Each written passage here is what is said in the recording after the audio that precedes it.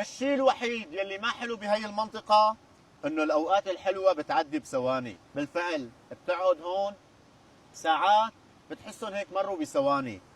نحن حاليا بمنطقة جميلة جدا، هي احد اجمل الارياف السورية اللي هي ريف حماة، على اعتبار انه المنطقة اول شيء الفواكه اللي فيها كثير لذيذة، لانه عندك فاكهة الخوخ، الدراق، وغيرها ايضا من الحمضيات، وبنفس الوقت عندك الزعتر البري، عندك السماق، عندك الجوز، كمان مميزين جدا بهي المنطقة.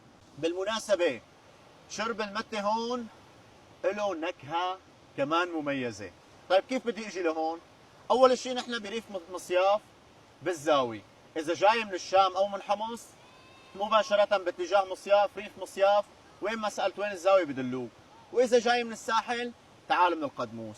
اما اذا جاي من مناطق الشمال كمان نفس الامر، فيك تطلع من طريق حماه باتجاه مصياف، فيك تاخذ طريق الساحل باتجاه القدموس. اذا بدك جيب اسفنجه وحصيره ومخده وقعد لك هون كم ساعه، واذا ما بدك كمان في هون مين بيعطيك.